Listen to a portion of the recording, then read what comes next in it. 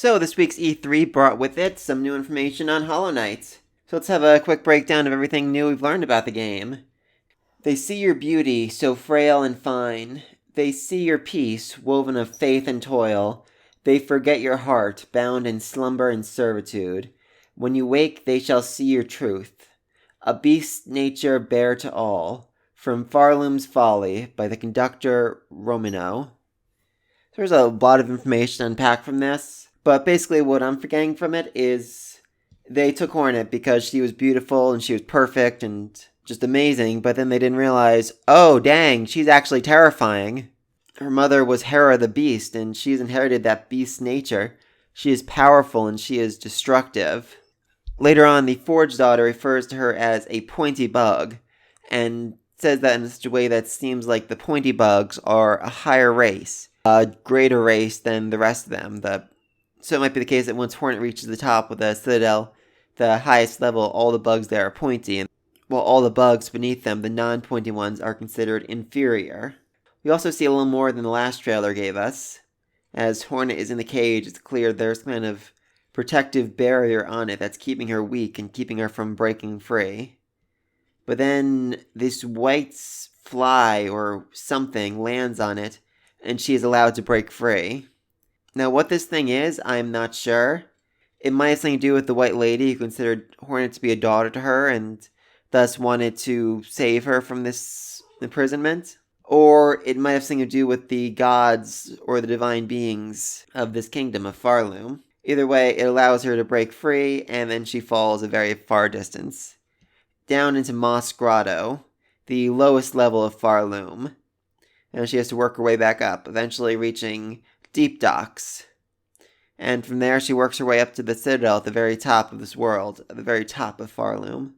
We also see some more of her new abilities. She is able to swim in water immediately and run on fire, which is interesting. Apparently, she cannot do this for very long or she will get burned, but I do like this as a mechanic. She can also hang on to edges and jump higher than Knight could, and is able to throw needles at her enemies. Silk takes the role of Soul in this game and is found all throughout the land. Using it, she can heal herself, but unlike the Knight, she can heal herself instantly and even in midair, which I'm very grateful for because there was never enough time to heal in the last game, and really the best strategy was just not to get hurt. We also see the first boss, Moss Mother, and apparently like all enemies in the game, she has been somehow corrupted. Her mind has been taken away from her. It's still unclear exactly how this happened, but all enemies who die seem to shoot out a silk-like substance that Hornet seems to absorb. This might be what is costing them their minds, what's costing them their sanity. Similar to how the Radiants cost the bugs of Hollownest their sanity. Once this boss is defeated, Hornet passes out in front of this strange, mysterious figure, who apparently is known as the Church Keeper. We also get a good look at Hornet's inventory. The Hunter's Cloak, simple protective gear. Discreet pockets are woven within the lining. Given this is shown, I'm wondering if it's going to be possible to change out the cloak for a different one down the road. Next we see the Thread Spool. Silk thread naturally produced within the shell. When enough silk is stored, wounds can be healed and skills executed. Attack enemies to replenish silk. We then see the rosaries, which is one form of currency, with the shell shards being the other. They are holy currency beads, used to trade for goods. Each rosary is etched with a fine pattern design. These can be seen dropped from defeated enemies and just out in the wild, hidden throughout Farloom. Next, there's shell shards. Fossilized fragments of shell and bone, used for crafting tools. It's interesting there is a limit on these. You can only hold 400 at a time.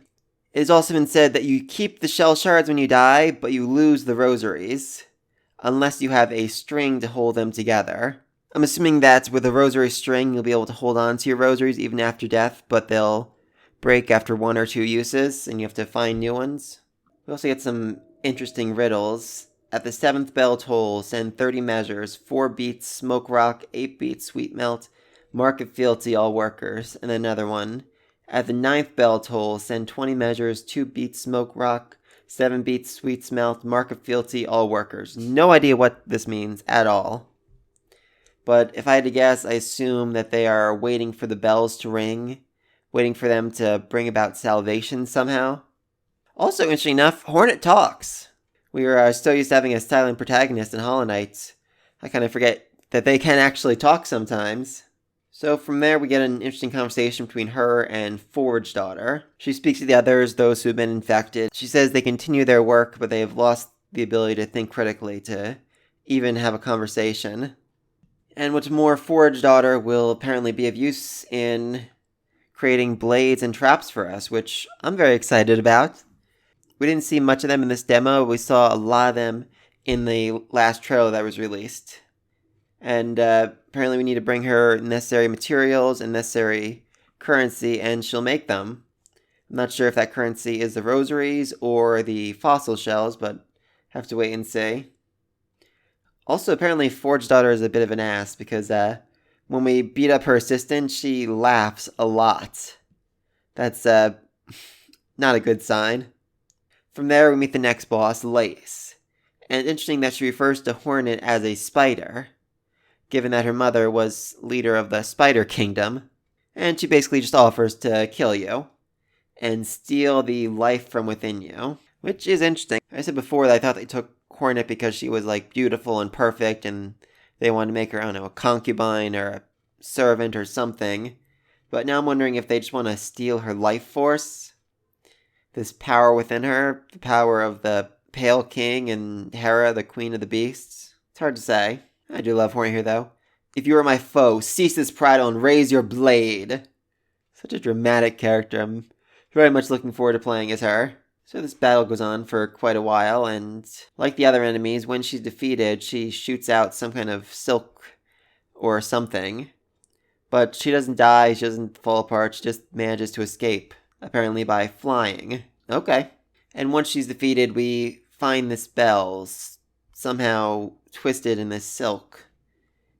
We break it free, and we hit the switch to make it sing again. I'm guessing this is going to be the main goal of the game, to find all the bells, to break them free, and this will somehow wake up their old god, or free them from this mindless insanity they're undergoing, or something. So yeah, that was my basic understanding of the demo from Hollow Knight. I didn't see it personally, but from what I've been told, upon your death, there is no shade, which proves once and for all that Hornet is not hollow. I questioned that for a while. I mean, I didn't assume she was 100% hollow, a perfect hollow vessel, but I assumed she was at least partially hollow, given that she was likely made in a similar method to the other knights. Still no release date yet for this, but I'm super excited, and I can't wait to give it a try. Everything I've seen in this demo looked just absolutely amazing, and it looks like the game's really coming along. Sure, let me know your thought in the comments section down below, and until next time, peace.